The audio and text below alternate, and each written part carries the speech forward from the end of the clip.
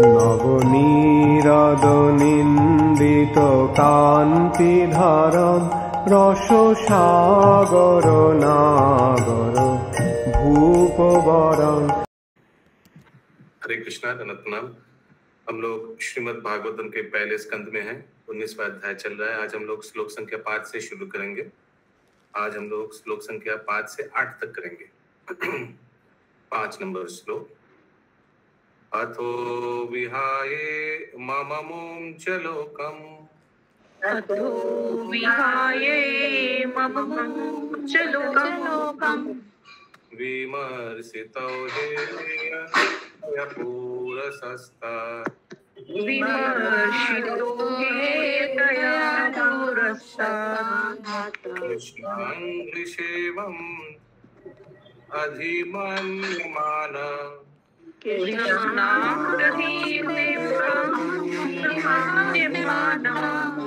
उपाविशत् प्रायम् अमर्त्य नाद्यम्।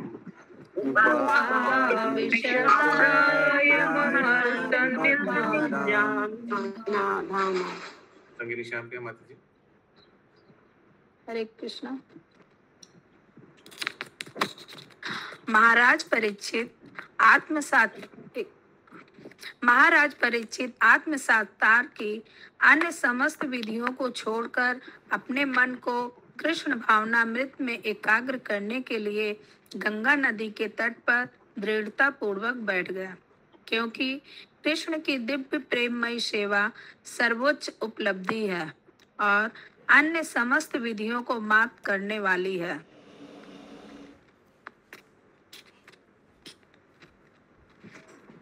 गंगा के तट पर बैठ गए। Amartya नाद्यम, the bank of transcendental river, the Ganges or the Yamuna। तात्पर्य,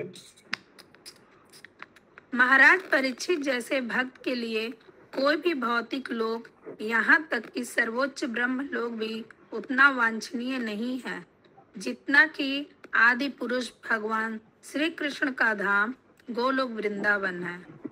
यह पृथ्वी लोक ब्रह्मांड के असंख्य ग्रहों में से एक है और महत्व तत्व की परिधि में ऐसे असंख्य ब्रह्मांड होते हैं। भक्तों को भगवान द्वारा तथा भगवान के प्रतिनिधि गुरुओं या आचार्यों द्वारा बताया जाता है कि असंख्य ब्रह्मांडों में से कोई भी ग्रह भक्तों के रहने योग्य नहीं है।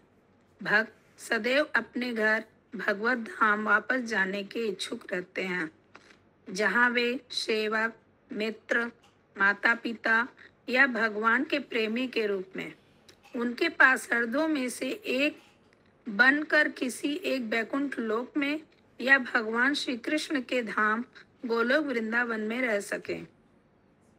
इस सारे लोक पर व्योम में सनातन रूप से स्थित है, जो महत तत्व के अंदर कर्णावो की दूसरी ओर है। महाराज परीक्षित वैष्णव भक्तों के उच्च कुल में जन्म लेने तथा यहाँ पे जो पहले लाइन गई है कि वो भक्त असंख्य ब्रह्मांडों में से मतलब ब्रह्मांडों में क्यों नहीं रह सकता है, मतलब क्यों नहीं योग्य है? क्योंकि जीवन स्वरूप है कृष्ण मित्रदास, तो भगवान के धाम में रहेगा। ब्रह्मांड में क्यों रहेगा जहाँ जन्म मृत्यु जरा व्याधि है? जीव भगवान के धाम में रहेगा, भगवान का सेवा करेगा। इसीलिए ग्रह लिखा हुआ है, ग्रह भक्तों के लिए योग्य नहीं है। हाँ, तो भौतिक ग्रह है ना सब। असंख्य अच्छा। ब्रह्मांड भौतिक ग्रह है, अलग अलग कोटि कोटि ग्रह है, उसमें क्यों रहेगा भक्त लोग? ठीक है, वो लिखा हुआ है जो कारणा क्या होता है, इसका मतलब क्या हुआ प्रभु जी? क्या माता जी? ये संपूर्ण लोक परम व्योम में सनातन रूप में स्थित है। परम व्योम का अर्थ क्या होता है प्रभु जी? All these planets are eternally situated in the spiritual sky। जो भगवान के अलग अलग वैकुंठ धाम है, भगवान के अलग अलग अवतारों का अलग अलग धाम है ना वैकुंठ में, जैसे नरसिंह धाम, सब ये परम व्योम में पूरा स्पिरिचुअल स्काई में ये सब अवस्थित है, वैकुंठ प्लैनेट्स। ठीक है प्रभु जी।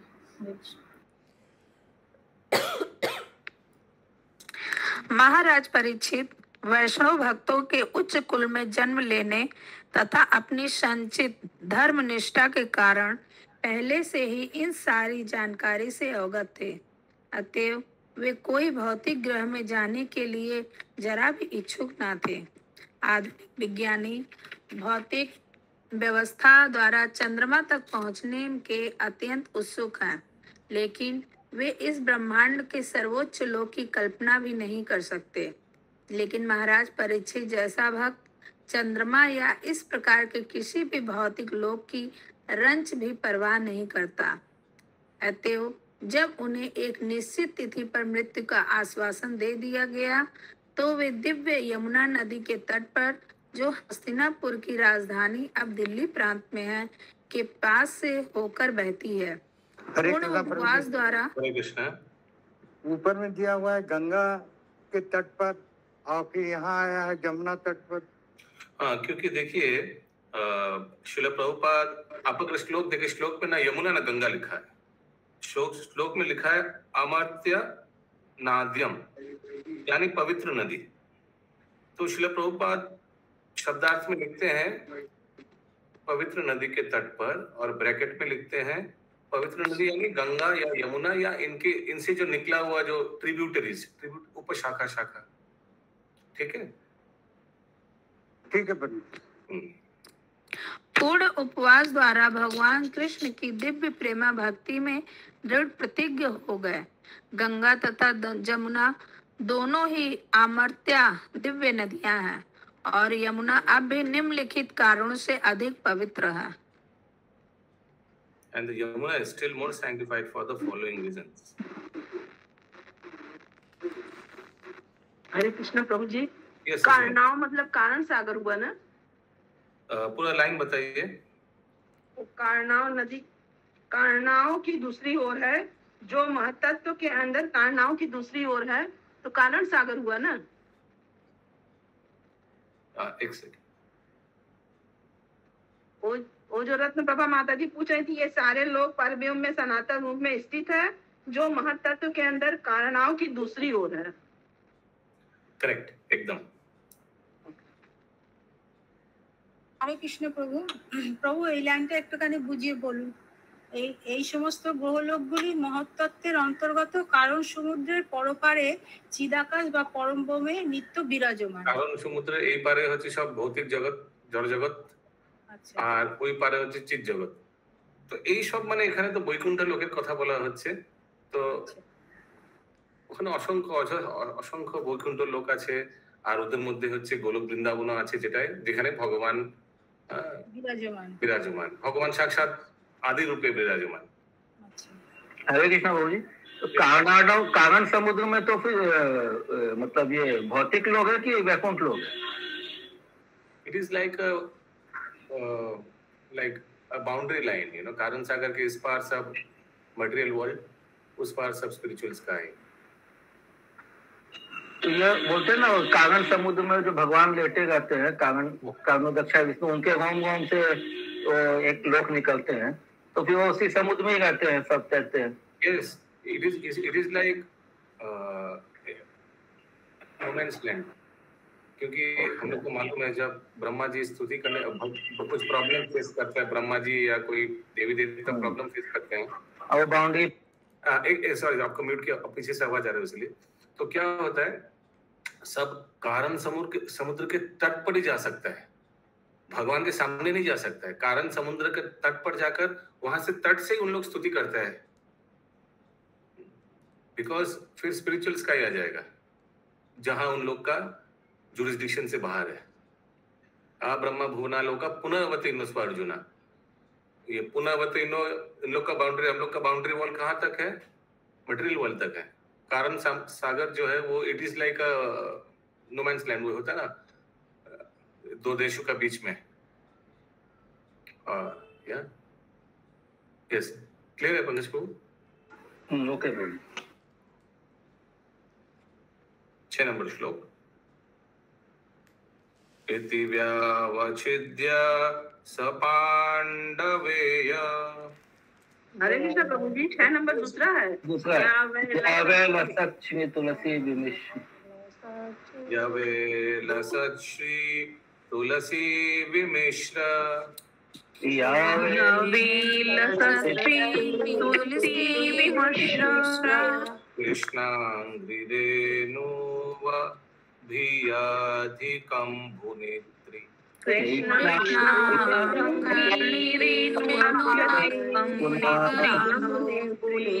पुनातिलोकान् उभयत्र शेषान्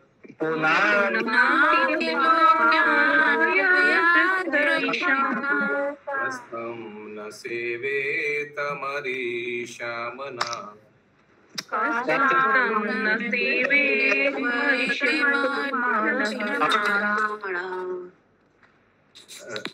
सुचारू रूपी माता जी।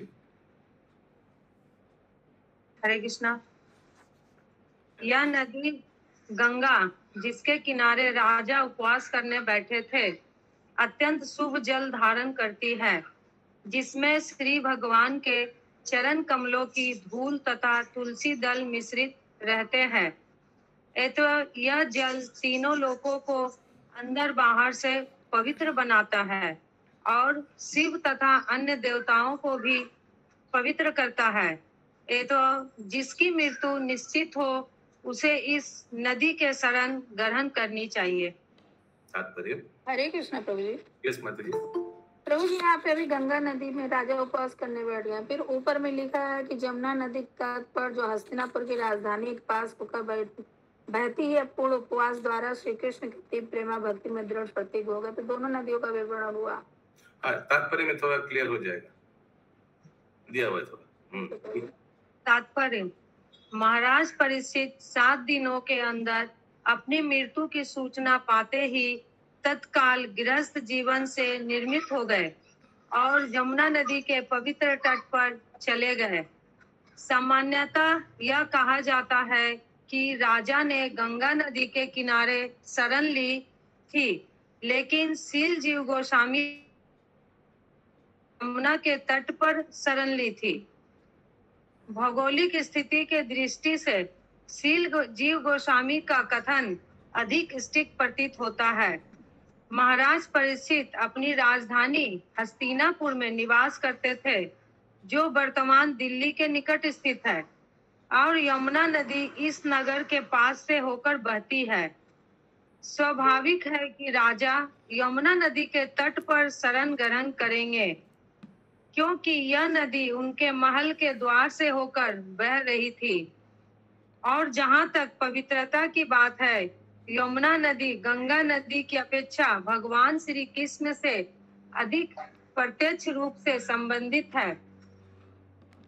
श्री भगवान ने इस जगत में अपनी दिव्य लीलाओं के प्रारंभ से ही यमुना नदी को पवित्र बनाया।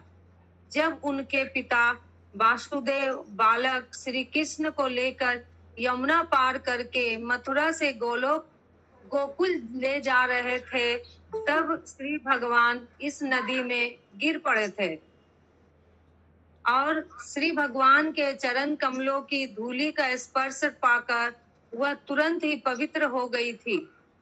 यहाँ पर विशेष उल्लेख है कि महाराज परीक्षित ने उस विशेष नदी की शरण ग्रहण की जो सुंदर ढंग से बह रही थी और तुलसी दल से मिश्रित श्री भगवान के चरण कमलों की धूली लिए जा रही थी। भगवान श्री कृष्ण के चरण कमल सदैव तुलसी दल से विभूषित रहते हैं। ज्यों ही उनके चरण कमल गंगा तथा यमुना नदी के जल को स्पर्श करते हैं, ते ही नदियां पवित्र हो जाती हैं। लेकिन श्री भगवान ने गंगा की अपेक्षा यमुना का ही अधिक स्पर्श किया।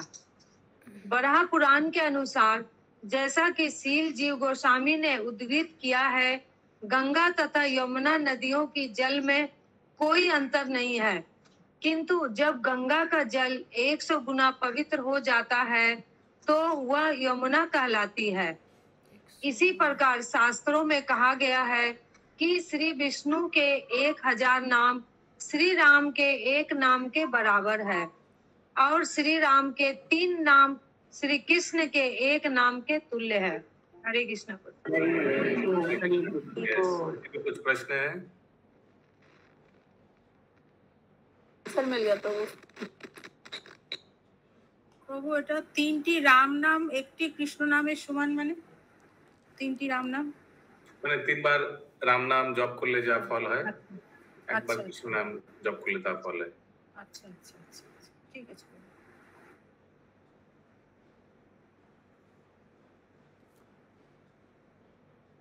7 নম্বর শ্লোক। इति व्यावचिद्य सपाण्डवेय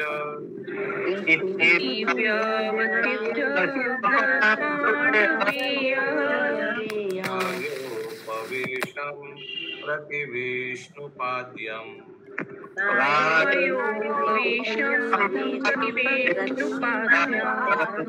यथौ मुकुन्दं गुणिरीन्द्रिभावो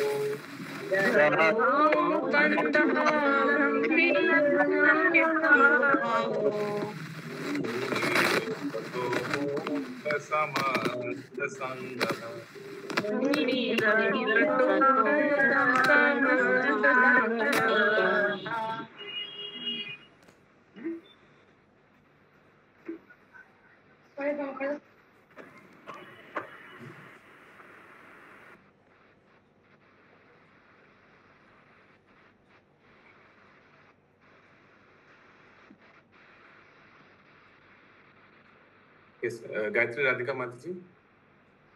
हरे कृष्ण प्रभु। हरे कृष्ण। हरे कृष्ण प्रभु जी। हरे कृष्ण। पढ़िए माता जी। इस प्रकार पांडवों की सुजोग संतान राजा ने दृढ़ संकल्प किया और आमरण उपवास करने तथा भगवान कृष्ण के चरण कमलों में अपने आप को समर्पित करने के लिए वे गंगा नदी के तट पर बैठ गए, क्योंकि एकमात्र कृष्ण ही मुक्ति दिलाने में समर्थ है। इस प्रकार उन्होंने अपने आप को समस्त संगतियों तथा शक्तियों से मुक्त करके स्वीकार किया। तात्पर्य, गंगा का जल देवों समेत तीनों लोगों को मुक्त करता है, क्योंकि यह भगवान विष्णु के चरण कमलों से निकलता है। भगवान कृष्ण विष्णु तत्व के स्रोत है, अतएव उनके चरण कमलों की शरण मनुष्य को ब्राह्मण के प्रति राजा द्वारा किए गए अपराध सहित समस्त पापों से उबार सकती है। अतएव महाराज परीक्षित ने मुकुंद अथवा मुक्तिदाता भगवान श्री कृष्ण के चरण कमलों हरे कृष्ण स्किन मूवमेंट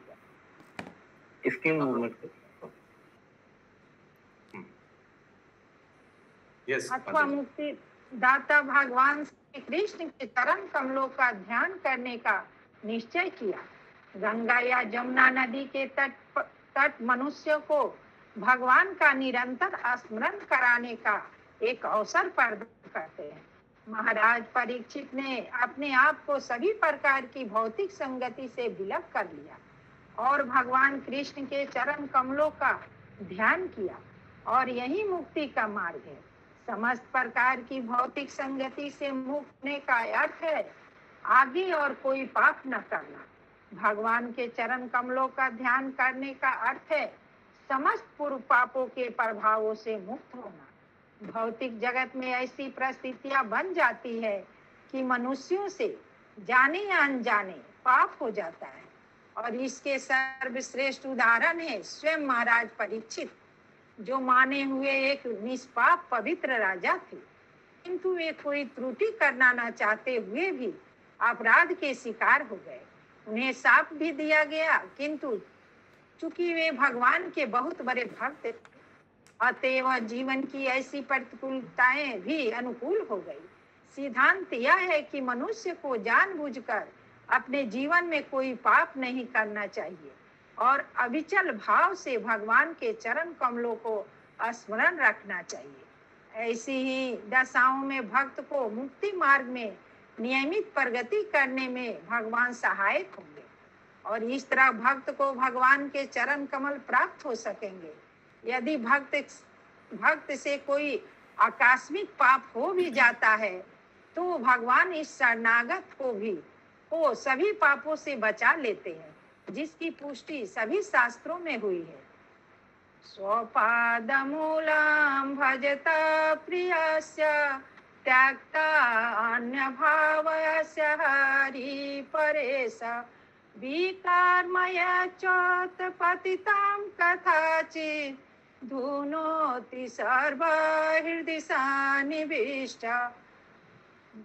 भागवत में 11.5। हरे कृष्ण। हरे कृष्ण।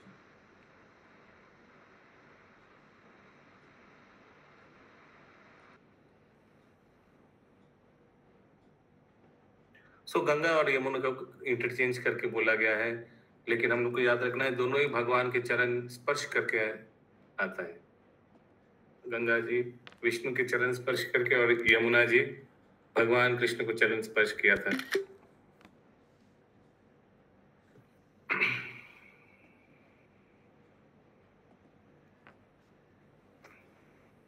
यमुना तो उनकी पत्नी भी है ना प्रभु जी?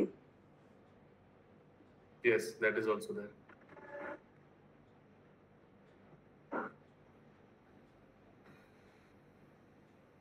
The principle is that one should not willingly commit any sin in his life and should constantly remember the lotus feet of the Lord without deviation. जानबूझ के किसी को पाप नहीं करना चाहिए। अकस्मात हो गया, अनअवॉइडेबल, बिकॉज ये जड़ जगत का ऐसा ही नीति है कि ना चाहते हुए भी पाप हो जाता है। पर ये मच्छर का हो जाता, मच्छर को लेके हो जाता। अचानक कुछ कर हाथ पट से पड़ा, पता चला मच्छर है, उसका ही पाप लगेगा प्रभु। इतना मच्छर है कि हाथ हटाने से मच्छर मर गया। नहीं, जैसे कभी हो जाता है नहीं, पर कभी कभी एक चीज होता है। मच्छर के अलावा भी काफी बैक्टीरिया, जीव जंतु जो दिखता नहीं वो भी तो मरता कुचलता रहता है। सांस लेने से कितना मरता है, बाहर निकलने से कितना मरता है। तो ये सब का प्रायश्चित यही है। पदम पदम यद विपदाम न तेषा, पद पद पे विपदा है। तो ना चाहते हुए बहुत पाप हो जाता है। विष्णु भक्ति रतात्मना, भगवान विष्णु के भजन कीर्तन करने से समस्त पाप मुक्त हो जाता है। ये एक है। दूसरा है अप्रारब्ध फलम पापम कूटम बीजम फलम मुखम क्रमेण प्रलीयता विष्णु भक्ति रतात्मना, है ना। तो भगवान विष्णु के भक्ति करने से जो भी ये सब है सब कुछ मिट जाता है पाप। कितना मिट जाएगा? जितना हम लोग का शरणागति है। More we are surrendered, more will be sin free. Okay, 8 number श्लोक, आज के अंतिम श्लोक। तत्रोपजग्मुर भुवनां पुनानो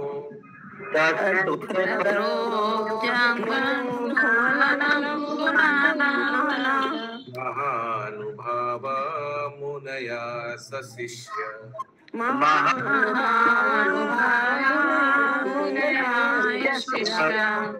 प्रायुधेन तीर्थाभिगमपापदेशे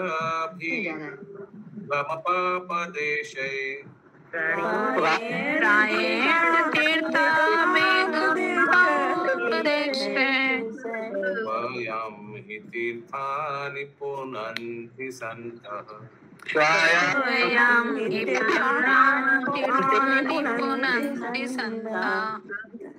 मुकुंद प्राण प्रभु।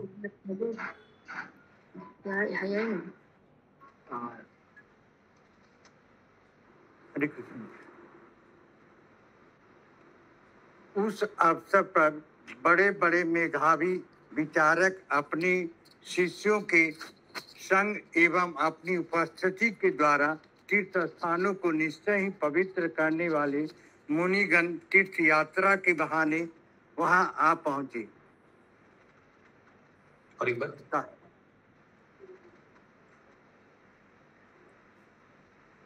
अनुवाद और एक बार प्रभु जी। हाँ, उस अवसर पर बड़े बड़े मेधावी विचारक अपने शिष्यों के संग एवं अपनी उपस्थिति के द्वारा तीर्थ स्थानों को निश्चय ही पवित्र करने वाले मुनिगण तीर्थ यात्रा के बहाने वहां आ पहुंचे।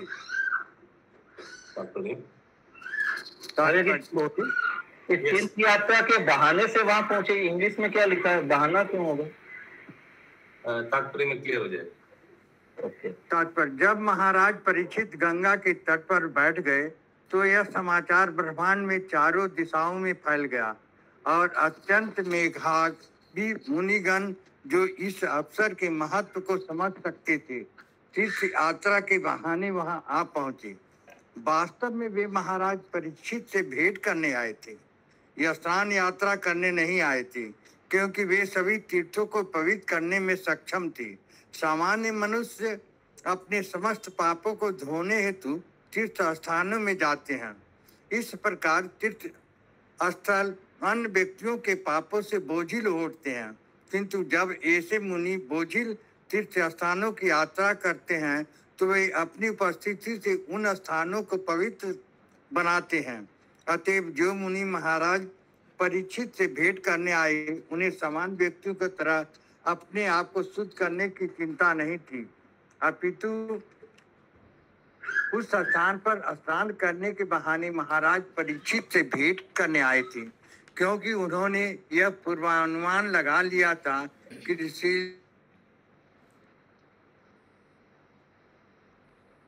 श्री सुखदेव गोस्वामी श्री भागवतम प्रवचन होगा। ये सभी उस महान अवसर का लाभ उठाना चाहती थी। हरे कृष्ण। हरे कृष्ण।